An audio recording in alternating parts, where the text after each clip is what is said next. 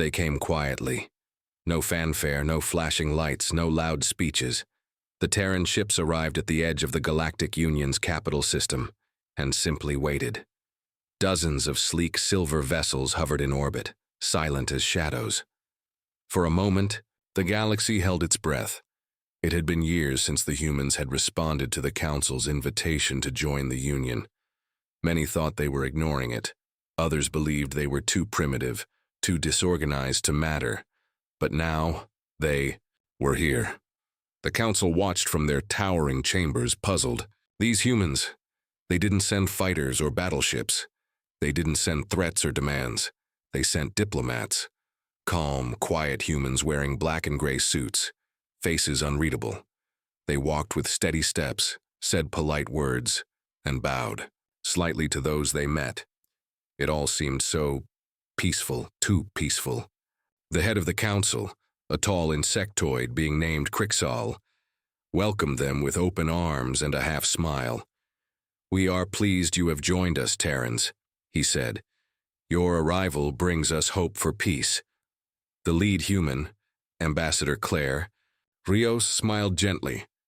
"Peace is all we seek," she replied. The other council members whispered among themselves. The humans were soft-spoken, respectful. They didn't brag about their technology. They didn't challenge anyone's authority. They asked questions, listened closely, and answered with care, almost like they were studying everyone. A small feline-like alien leaned over to a friend and whispered, "Are these really the warriors we feared?" His friend chuckled. "They don't even carry weapons." But one did not laugh. An old general with gray-scaled skin and one mechanical. General Vator watched the humans from the shadows. He had fought for centuries, seen empires rise and fall. And something about the Terrans felt wrong. Not in an evil way, in a quiet way, like a blade still in its sheath. Calm, but sharp. Later, during a welcome banquet, the humans sat at a long table beside dozens of alien leaders. They ate politely, spoke only when spoken to, smiled often. But those smiles never reached their eyes. Ambassador Rios kept glancing around the room, as if counting exits. Another human, her assistant, seemed to tap his fingers in a rhythm under the table, unnoticed by most. But General Vator noticed. He leaned closer to one of the council guards. "Do you see it?" he whispered. "See what, General?" the guard asked. "They're measuring the room," Vator said. "Marking threats, planning escape routes. These are not simple peacekeepers. These are soldiers in suits." Still, no one listened. The council continued to smile. Toasts were made. Promises were exchanged. Humans nodded politely, agreeing to trade routes and alliance terms. Everyone left that night feeling proud. Everyone but General Vator. A few days later, the council chambers were filled again. A small species from the outer systems, known for their arrogance, decided to test the newcomers. During a speech, one of their delegates openly mocked humanity. "Tell me, Terrans," the alien said, "do you bring anything useful? Or are you here just to watch and smile?" The chamber laughed, softly, politely, but it was laughter, and the human delegate said nothing. No anger, no protest, just quiet smiles. Ambassador Rios simply said, "We learn quickly." The next morning, the ship belonging to the mocking delegate exploded in its docking bay. No alarms, no warnings, no signs of an attack, just gone. The council called it an accident, mechanical failure, a coincidence. But some began to wonder. The next week, another species tried blocking Earth's proposed trade lanes. Days later, their communication systems went dark for 24 hours. When they came back online, the aliens issued an apology. Nervous, rushed, and strangely out of character. People started whispering. "Are the humans doing this? But how? They don't have weapons here." No one could prove anything. The humans denied involvement, always polite, always calm. But something had changed. General Vator stood alone on a balcony one night, watching the Earth ship shimmer in the sky. A quiet hum filled the air. He didn't smile. "They came in peace," he muttered, "but peace is not the same as weakness." Far below, Inside, the Earth Embassy, Claire Rios spoke to her assistant. "Do they believe we are soft?" she asked. The assistant, a former military strategist, smiled. "They want to believe that. Let them." Claire nodded. "We give them peace, but if they push too far, we'll show them what Earth really is," the assistant said. Claire looked up at the stars. "Then let's hope they don't." The galaxy had waited years for humanity to arrive. Now that they had, it wasn't sure what it had welcomed. Not warriors, not conquerors, but something far more dangerous. Humans who knew how to wait. They were still smiling. The humans walked through the shining halls of the Galactic Council's main city, quiet and calm as ever. They nodded at guards. They greeted officials. No loud voices, no threats. Just simple, polite words, and yet, no one could relax around them. At first, the galaxy had laughed at Earth's arrival. Peaceful, polite, almost boring. But now, after a few strange accidents, a missing ship, a broken blockade, systems that went dark, no one was laughing. Still, there was no proof, no open aggression. The Terran diplomats continued with their mission. Meetings, deals, trade talks. Just as peaceful as the first day. But General Vator watched closely. He stood at the edge of the main council chamber, half hidden behind his guards, his mechanical eye tracking every move. The humans were smart, too smart. They never reacted. In anger. Never shouted. But their eyes were always watching, measuring, waiting. Ambassador Claire Rios entered the chamber with her team. 5 Terrans dressed the same as before, gray suits, calm faces. They walked slowly, respectfully, as if nothing in the galaxy could rush them. One member of the council, a thin, bird-like alien named Frail, leaned over to another and whispered, "Why do they always bring so many aides? What are they writing in those little pads?" The other shrugged. Probably just notes. But Vator knew better. One aide was former military intelligence. Another was a cyber operations expert. The third had no known background at all.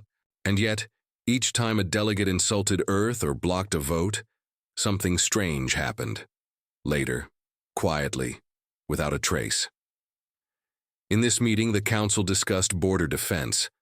Pirates had been attacking more frequently in outer systems. Some members demanded stronger patrols. Others wanted peace treaties. The humans listened to it all without saying a word. Then one delegate turned to Claire. "What does Earth think?" he asked with a smug grin. "You must know something about war." Claire gave a soft laugh. "We've had our share of experience," she said simply. That was all. No boasting, no threats, just a simple answer. And yet the room fell quiet for a few seconds. Everyone remembered Earth's past. Short, brutal wars, fast victories, and strange weapons that no one else could copy. The silence broke when another delegate joked, "Surely you don't need security here. This is a peaceful place." Claire turned her head slowly. "Peace," she said, "is something we always hope for, but we also understand how quickly peace can break." Again she smiled. Again her eyes stayed cold. Outside the chamber, something else was happening. An alien news group tried to follow the human delegation for an interview. Their drones flew close, too close. One of them hovered too long near the Terran embassy. It crashed into a wall. Technical error, they said. Bad signal, they claimed. But the drone's last image, never shown on the news, was a human looking straight into its lens, expressionless, not even blinking. That night, inside the embassy, Claire spoke with her team. "They're testing us more now," she said. Her assistant nodded. "And the more we smile, the more they want to poke." "Good," she replied. "Let them poke, let them laugh." Another aide spoke up. "General Vator is watching us closely." Claire paused. "He's the only one who sees us clearly." "Should we deal with him?" Claire shook her head. "No, not yet. He still thinks." Back in the council halls, rumors started to spread. A trade group that tried cheating Earth lost half its cargo to a sudden solar flare. A politician who insulted humans found his private files leaked on the open network. A spy ship near Earth's orbit simply vanished. Still, no one could prove anything. No message was ever sent. No threat was ever made, just silence and smiles. General Vator finally made a request to speak with Ambassador Rios directly. They met in a private chamber. No guards, no aides. Just 2 chairs and 1 table. Vator sat first. Claire followed. "You confuse the council," he said. "You speak softly, but shadows follow you." Claire folded her hands on the table. "We came to join the galaxy, to share peace." Vator leaned forward. "Peace does not hide behind silence. You play a long game, Terran." She looked at him, calm, steady. "We know what the galaxy does to the weak," she said. "So we gave you smiles. We offered friendship. And still, some try to test our patience." Vator narrowed his eyes. "And if the testing continues?" Claire gave the same small smile. "Then Earth will stop smiling." The old general said nothing for a long time. Then he stood, nodding once. He walked away, heavy footsteps echoing in the room. Outside, stars burned silently in the void, and the humans waited, still smiling, still silent. But the galaxy was beginning to wonder. What happens when the humans stop smiling? It began far from the Council's eyes. A small mining colony on the edge of human space, New Dawn, was attacked in the middle of the night. No warning, no reason. A pirate group called the Varnak Syndicate arrived with 3 warships and destroyed everything in sight. The humans sent out a distress call. No one came. The Council ignored the signal. They said it was out of range. Some members even blamed Earth. "Why build a colony so far from the center?" they asked. "Why not ask for permission first?" But humans didn't wait for permission. They had built New Dawn because they believed in peace and in moving forward. Now New Dawn was nothing but smoke and rubble. 1,000 civilians were gone, some dead, others missing. Earth said nothing in reply. No angry messages, no threats, just silence. But inside the Terran embassy, something changed. Ambassador Claire Rios stood alone in the war room. The screen showed what was left of the colony. Burned homes, cracked domes, blackened soil. She stared at it for a long time. Then she turned to her team. "They've made their choice," she said. "Now it's our turn." That same night, the Varnak Syndicate celebrated. They believed the humans were weak. "Soft targets." Their leader laughed. "No fleet, no fight." 3 days later, every ship in the Syndicate fleet vanished. Not destroyed, not damaged, gone. The pirate base was found empty, no bodies, no signs of battle, just silence, and a single message carved into the metal wall of their command room. "We remember New Dawn." The Council panicked. "What happened?" one delegate shouted. "Who did this?" asked another. But Earth said nothing. Their ambassadors continued to attend meetings. They kept smiling, kept listening. But now, no one laughed at them. No one dared. General Vator stood before the Council. "I warned you," he said. "You called them peaceful. Now look what you've unleashed." Some council members wanted answers. Others wanted revenge. But no one could find a single trace of the attackers. There were no records, no energy, readings, no witness reports. It was as if the pirate fleet had been erased. Behind closed doors, whispers began. "They have stealth ships. They use AI we can't track. They don't fight like us." Even inside the Council's intelligence department, fear started to grow. One agent found a fragment of Terran code near the remains of a stolen trade satellite. It was a short phrase, hidden deep in the system. "Let this be your only warning." Still, Earth remained calm. Publicly, they sent food shipments. They offered medical help to other races. They even repaired broken satellites for small allies. Their kindness returned. Their smiles stayed. But now, everyone watched those smiles differently. One delegate, a small reptilian creature named Rilga, asked Ambassador Rios during a meeting, "Why didn't you ask the Council for help after the attack?" Claire looked at him. "We did." Relga blinked. "We didn't receive anything." She tilted her head. "Are you sure?" A few council members shifted in their seats. They remembered the signal. They had ignored it. Relga tried again. Why not ask again? Send a second message? Claire leaned back in her chair. Because we don't beg. The room went silent. After the meeting, a nervous intern from a minor species followed one of the Terran aides and whispered, "Did you really destroy the pirate fleet?" The aide paused, smiled. "Who says we did? But the ships are gone. Maybe they left. Maybe someone else erased them. Maybe they were never real." The aide walked away, leaving the intern, frozen in place. That night, Claire stood on the embassy balcony, looking out at the stars. General Vator appeared beside her. "You've changed," he said. "We responded," she answered. "They're afraid of you now." "They should be." Vator looked at her, his one real eye narrowing. "How many more fleets do you have hidden?" Claire didn't look at him. "Enough," he grunted. "Why not tell the truth?" "Because it's better this way," she said. "Let them guess.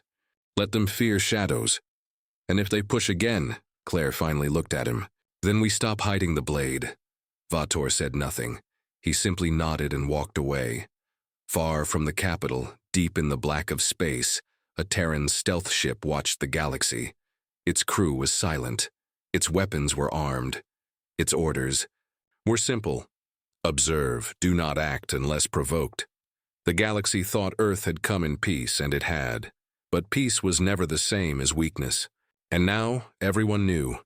If humanity bled, the stars would burn. The Council thought the storm had passed.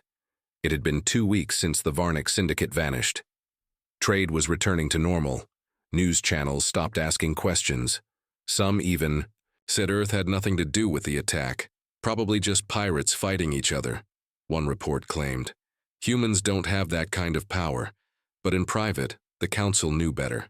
They were just afraid to say it out loud. Until something worse happened. A high-level Council spy ship disappeared near the Terran border. No signal, no wreckage. Gone without a trace. This time, there were witnesses. A mining crew from the Kreelan species reported seeing a black shape in the distance, moving without lights, faster than anything they'd ever seen. The ship made no sound, no radio call. It passed by the Council spy ship, and within seconds the spy ship vanished from their scanners. The miners were terrified. They sent their logs to the Council. The data was clear. The black ship had Earth's energy signature. Something very rare, something only military vessels carried. The Council demanded answers. They called another emergency meeting. All species were present. This time, Earth was not invited. "They crossed a line," shouted one delegate. "They are hiding weapons," said another. "They're not peaceful at all." General Vator sat quietly at the edge of the chamber. He watched them argue. Panic. Blame. Then one elder spoke calmly. "Maybe," he said. "We shouldn't have pushed them." The chamber fell silent. Younger delegate laughed. "Push them? We gave them a seat at this table. We gave them protection." The elder shook his head. "No. We gave them silence when they needed help. And now we see what that silence cost." Just then, signal arrived at the Council's main comm center. From Earth, the message was short. One sentence, sent in perfect galactic standard. "We will not explain ourselves to those who ignored our pain." No voice, no face, just words. The Council froze, half wanted to respond with force, half wanted to stay quiet and wait. Only Vator stood up and spoke with purpose. "You think Earth is the threat now?" he said. "You fools, Earth is the result." "Result of what?" someone asked. "Of our failure," he said. "Of us laughing when they begged for help. Of us turning away when their colony burned." No one answered. Meanwhile, on Earth's moon, a hidden fleet was preparing. Hundreds of ships black as night with no identification. Their surfaces absorbed light. Their engines made no noise. These were not defense ships. These were ghosts. Each ship had one mission. One name: Operation Silent Storm. In a hangar deep underground, Claire Rios stood before her team. Gone were the diplomatic suits. Now she wore a black command uniform. "We are not here to conquer," she said. "We are not here to destroy planets." The soldiers listened silently. "But we are here to make sure the galaxy never forgets. What happens when you strike Earth and expect us to stay quiet?" Her voice was calm, but her eyes were ice. Back in the Council City, something strange happened. One by one, security systems failed. Lights flickered, doors refused to open. Entire databases locked up with a single phrase flashing across the screens. "We came in peace." Panic swept through the capital. People ran, ships launched without orders, embassies sealed their gates, and above the city, just outside visual range, hovered a single Terran stealth ship, watching. They didn't fire, they didn't speak, but the message was clear. "We see you." Then, one by one, everything turned back on. No damage, no hacking trail, just silence. A warning. Inside the council chamber, someone whispered, "What do they want from us?" Vator answered, "They want us to remember." That night, Claire sent one final message to the council. This time, with her face visible. "You will never understand what peace means," she said, "until you've seen what we are without it." And then the message ended. No threat, no demand, just truth. Some council members began to talk about surrender, without even being attacked. Others wanted to apologize. But the question now wasn't what Earth would do next. The question was, what happens if someone else makes the same mistake the pirates did? Across the galaxy, everyone began watching their words, watching their borders, watching the shadows, because humanity was no longer the newcomer. They were the storm waiting behind the silence. And the galaxy had finally realized they came in peace, but peace had a limit. Word of Earth's silent warning spread across the stars. No battles, no invasions, just fear. Planets that once mocked humanity were suddenly quiet. Border patrols were doubled. Fleets were moved closer to home. Even the more aggressive species, the Kragthul, the Vexari, the Hounds of Rel, started whispering the same question. What happens if we're next? But Earth didn't attack. They didn't threaten. Instead, they vanished from the political scene. Terran diplomats stopped attending council meetings. Human ships stopped responding to hails. Trade stations were locked. All communications were cut. It was as if Earth had built a wall between them and the rest of the galaxy. The silence was louder than any war. Inside the council, the tension grew worse. Arguments broke out every day. Do we send a fleet to Earth's borders? No. That's suicide. Then what? Wait for them to come for us. Some wanted war, some wanted peace, but most just wanted to survive. Then something strange happened. A message arrived. Not from Earth, but from the Outer Rim. A small colony belonging to the Talari species sent a distress call. They were under attack, but not by humans. It was a Kragthul raiding party, over 24 ships heavily armed. They had broken a centuries-old treaty, confident that no one would stop them. The council argued for hours about how to respond. While they argued, the colony burned until something unexpected happened. 3 black ships appeared in orbit. No markings, no communication. Terran ships. The Kragthul laughed at first. Only 3? Their commanders sneered. 1 minute later, all 24 Kragthul ships were gone. Destroyed? No. Erased. There was no debris, no explosions, just silence. Then, a signal appeared on the colony's emergency channel. You are safe. Do not fear, that was all. The humans didn't stay, they didn't demand thanks, they just disappeared again.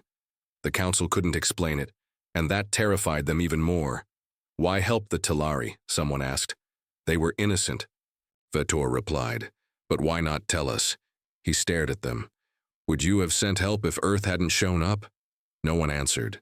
Something had changed in the galaxy, and everyone could feel it. Humanity had become more than a species. They had become a shadow, a force, a question without an answer. Claire Rios stood alone in her command room, looking at dozens of real-time feeds. Human stealth ships patrolled silently around Earth's allied systems. AI drones watched pirate routes. Hidden satellites listened for whispers of war.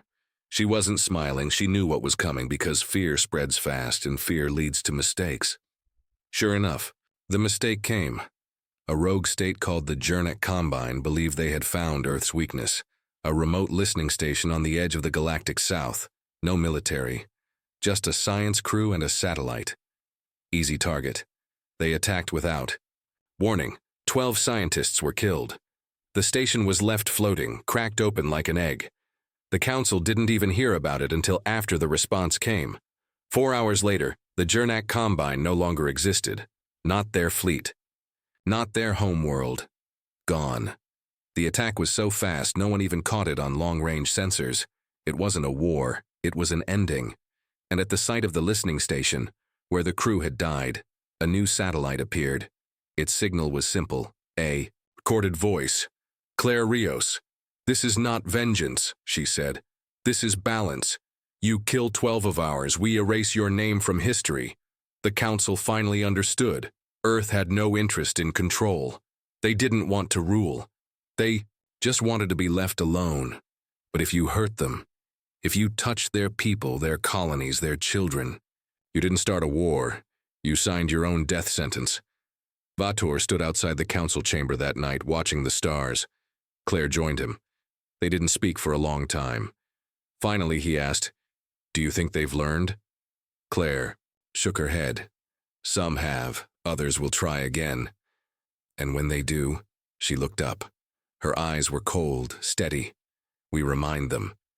Back in deep space, inside Earth's silent command network, a message was sent across all Terran vessels. Do not engage unless attacked. But if they strike first, leave nothing behind. The galaxy thought peace meant safety. Now they knew. Peace only lasts if no one is foolish enough to break it. A quiet fear settled over the galaxy. Every species now knew Earth wasn't loud, but it was listening, watching, waiting. No one wanted to test them again. Pirates changed their routes. Smugglers avoided Terran space. Old enemies suddenly offered peace talks. And still, Earth said nothing. They just disappeared again.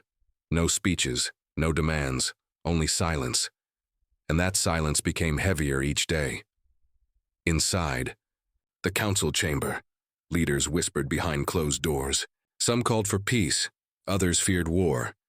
But one thing was clear: Earth had become something no one could control. Then came the message. It wasn't from Earth, it was from the Ralvik swarm, a violent insectoid race known for burning planets. For years they stayed quiet. Now they returned, with one goal: find Earth, break it, erase it. They think we fear their shadows, said the Ralvik Queen, speaking to the entire galaxy in a public transmission. We do not. We are the true hunters. Earth will fall. The council panicked. Even Vator couldn't hide his worry. If they find Earth's location, it could start something far worse than war. But Earth didn't respond. The Ralvik sent scout ships across the stars, attacking smaller colonies one by one. They tortured people, demanding the same question over and over. Where is Earth? No one answered. Some didn't know. Others stayed silent. The Ralvik grew more brutal. They burned the skies of 3 neutral worlds. Still, no human response. It was like Earth had vanished completely. Until one day, a Ralvik cruiser returned from deep space, burned, half its hull missing, no survivors. On its side, carved in its own metal, were 3 words burned into the ship's frame: still watching. Waiting, fear turned into madness. The Ralvik Queen was enraged. She launched her full fleet, hundreds of ships, to the last known region of Terran movement. The Council begged Earth to speak, to respond, but Earth said nothing. Even Claire Rios remained hidden. Then the storm came. It didn't begin with an attack, it began with systems going dark. One by one, Ralvik warships lost power, not from weapons, from inside. Computers fried. Lights blinked, gravity shut off. And when the crews tried to escape, they found the doors sealed. A voice echoed through every Ralvik ship. Not loud, just calm. Claire Rios. You asked where Earth. Ivisum, she said. You should have asked where it isn't. Then every Ralvec ship exploded from the inside. No trace, no escape pods, nothing. In under 3 minutes, the entire Ralvec fleet was gone. Not in battle. In silence. The galaxy stood still. Claire appeared on one final broadcast, seen across thousands of worlds. She stood in a dark room, her face half-lit. Her voice quiet. "We asked for peace," she said. "You gave us pain. We offered our hand. You slapped it away. And now we have shown you what we become when peace is broken." She paused, and then added, "There will be no warning next time," and then the screen went black. Across the stars, species began drawing lines. Some rushed to sign peace treaties with Earth. Others surrendered before ever meeting a human. And deep within Earth's secret network, commanders nodded silently. Mission complete.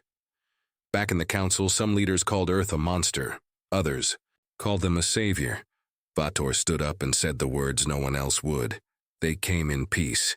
But we taught them how to make war. No one argued, because everyone knew the truth. Humanity didn't want war. But if war came to them, they would become something no one could stop. Not because of their weapons, but because of what lived inside. Every human heart, a memory, a warning, a fire that would never go out. And in the silence that followed, the galaxy asked itself one final question. What happens if Earth ever stops holding back? Years passed. No wars, no attacks. No one dared to even look at Earth the wrong way. The galaxy had changed. Before, Earth was seen as weak, as new, a young planet with soft words and big hopes. Now, Earth was a name whispered in caution, respected, feared, sometimes even worshipped. Children on far worlds were told bedtime stories. Be kind, or the humans will come. But Earth was quiet. Claire Rios had stepped down. She disappeared from the public eye. Her last message was simple: let peace grow or we will return. And so humanity waited in the shadows, watching, listening, ready. Then one day something unexpected happened.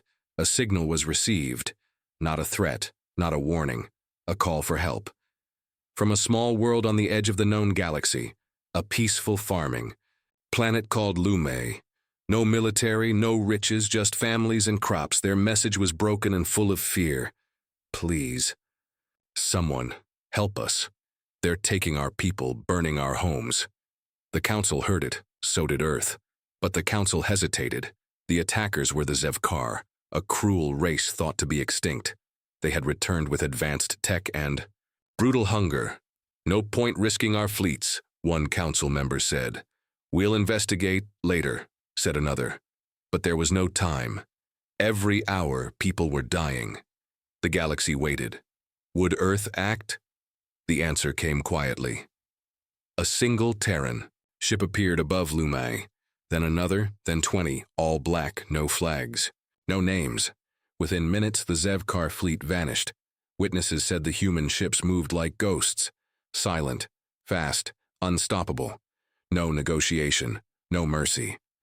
And when the battle was over, not a single Terran soldier stepped on the planet. Instead, a message was sent. You are safe. Grow in peace. No glory, no speeches, just action. Back in the council, someone asked, why would Earth help them? Lume offered nothing. Vator answered. They offered something the galaxy forgot. A voice in pain. And Earth had never stopped listening for those voices. Humanity had become something more than a superpower. They were now the balance. If you lived with peace, they left you alone. If you spread fear, they erased your shadow. But there was one final twist. Not long after the Lume rescue, a new species appeared on the edge of the galaxy. Peaceful, curious, just beginning their journey to the stars, they sent a humble message to the council. We come in peace. We wish to learn. The council argued for weeks. Should they welcome them, keep them out, use them? Then, before any decision was made, the new species was visited by Earth, not by soldiers, but by teachers, scientists, builders. Humanity offered what no one else would: guidance, not with power, but with experience. One human told them, We once came in peace too, and they tried to crush us, but now we help others rise. The galaxy was stunned. Why? Why help strangers? Claire Rios, in a rare appearance, gave the answer. Because the galaxy didn't break us, it made us stronger. And now we'll make sure no one else has to suffer what we did. Those words echoed across every world. Humanity had begun as the outsider. Now they were the silent guardians of peace, the watchers, the shadow, the fire that sleeps, but never dies. And as the stars turned and new civilizations rose, everyone remembered the truth carved into the ruins of those who had pushed. Earth too far, they came in peace, but peace has limits, and Earth would never be pushed again.